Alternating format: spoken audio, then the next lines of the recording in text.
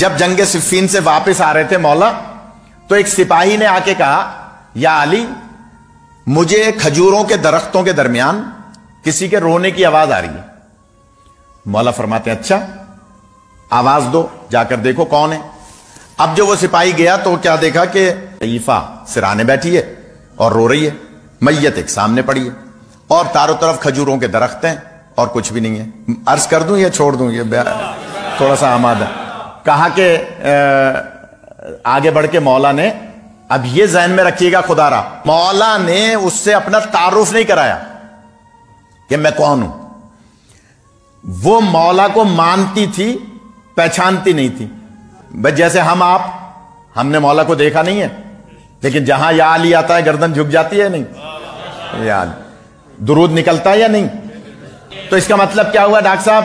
ہم مولا کو مانتے ہیں لیکن بائی فیس پہچانتے نہیں ہیں۔ تو میں عرض کر رہا ہوں پہچانتی نہیں تھی، مانتی تھی۔ مولا نے سلام کر کے اس سے کہا کہ اے ضعیفہ یہ تمہارا کون ہے؟ اس نے کہا میرا بیٹا ہے۔ کہا کہ پھر شریعت کا حکم ہے، مولا نے اپنا تعارف نہیں کرایا، یہ ذہن میں رکھیے گا، فرمایا کہ شریعت کا حکم ہے کہ جلدی کرنا شیطان کا کام ہے۔ اکثر بزرگ کہتے ہیں نا بچوں سے، کیوں جلدی کر رہے ہو؟ یہ شیطان کا کام ہے۔ مولا فرماتے ہیں جلدی کرنا شیطان کا کام ہے، الا خمسۃ مواضع، سوائے 5 موقعوں کے، سوائے 5 موقعوں کے۔ 5 موقع ایسے ہیں جہاں جلدی کرنا رحمان کی رحمت حاصل کرنے کے مترادف ہے۔ ہر کام میں جلدی کرنا شیطان کی گویا پیروی کرنا ہے۔ ضعیفہ کہتی ہے بیان کر دیجئے۔ مولا نے فرمایا شریعت کا حکم ہے سب سے پہلے موت واقع ہو جائے تو دفن کرنے میں جلدی کرو۔ یا علی، موت واقع ہو جائے تو دفن کرنے میں جلدی کرو، یعنی تراب کے حوالے کرو۔ اچھا چلیں بچوں کے لیے ایک بات اور عرض کر دوں، تراب ہی کے حوالے کیوں کرو؟ اللہ نے تو 4 چیزوں سے بنایا ہے، کبھی سمندر کے حوالے کر دو، کبھی ہوا کے حوالے کر دو میت، کبھی پانی کے حوالے کر دو، یہ ہمیشہ تراب ہی کے حوالے کیوں؟ تو جملہ کہہ دوں، اللہ نے ان 4 عناصر میں بھی امین ایک ہی کو رکھا ہے، اور اسے کہتے ہیں تراب۔ خیرپور میں ہمارے ایک عزیز کا انتقال ہو گیا تھا، صدام کا دور تھا، ان کی وصیت تھی کہ جناب مجھے کربلا میں دفن کیا جائے۔ بیٹوں نے، ہمارے استاد تھے مولانا محمد قاسم زیدی علی اللہ مقامہ، ان سے پوچھا قبلہ کیا کریں؟ انہوں نے کہا مفاتی میں ایک دعا ہے وہ پڑھو اور زمین سے کہو کہ تو تراب ہے، ہم تیرے حوالے یہ امانت کر رہے ہیں 10 سال کے لیے۔ یا 10 سال کے لیے امانت کی۔ اس سے پہلے ہی ان کو موقع مل گیا مشہد مقدس دفن کرنے کا۔ پوچھا علماء سے، انہوں نے کہا بھئی ایک ہی بات ہے، کربلا میں کرو یا مشہد میں کرو، وہ سب ایک ہی ہیں۔ صدام کی حکومت تو ابھی اس وقت گئی نہیں تھی۔ میت نکالی تو کفن بھی میلا نہیں تھا۔ یا علی، اب جملہ کہہ دوں، اللہ نے جب تراب کو اتنا امین بنایا ہے تو ابو تراب کیسا امین ہونا چاہیے؟ جناب علی علیہ السلام فرماتے ہیں حکم ہے کہ تراب کے حوالے کرو، تو شریعت کا حکم ہے، تم کیوں نہیں اس کو دفن کر رہی؟ وہ چپ۔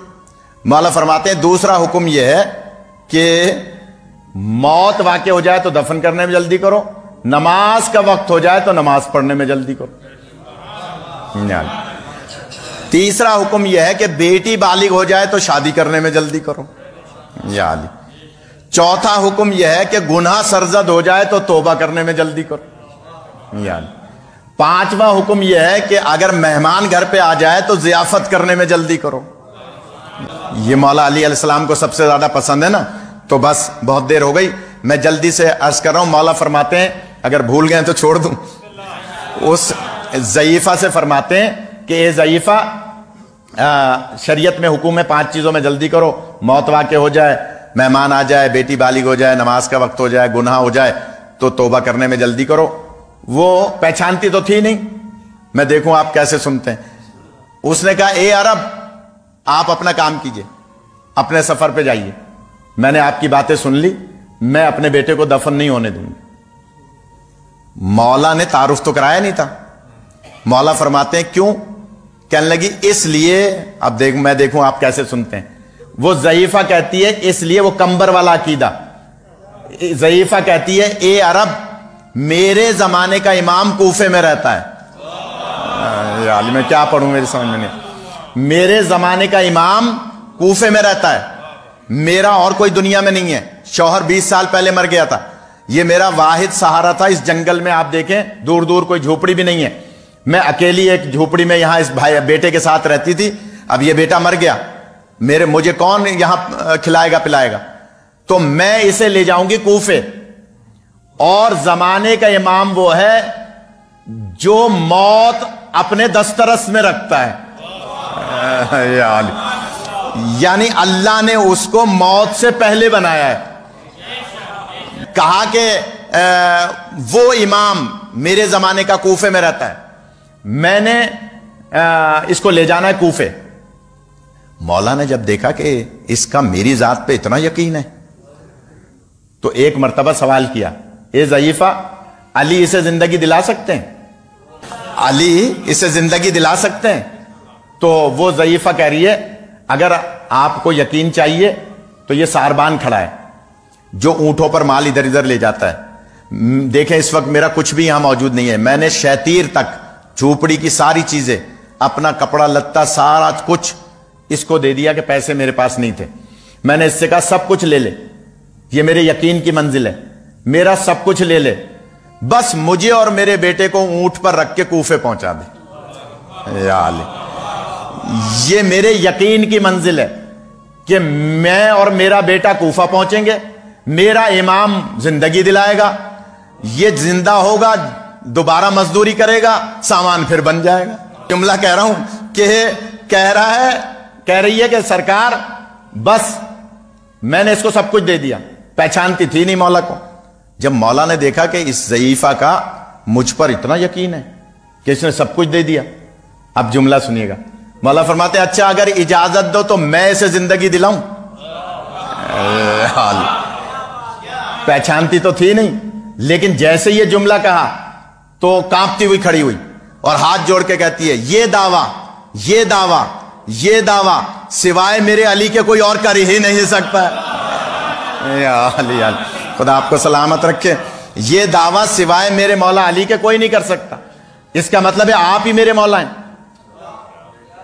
معافی مانگنے لگی، میں بیٹھی رہی آپ کھڑے رہے، میں تیز بولتی رہی، مولا میں معافی مانگتی ہوں۔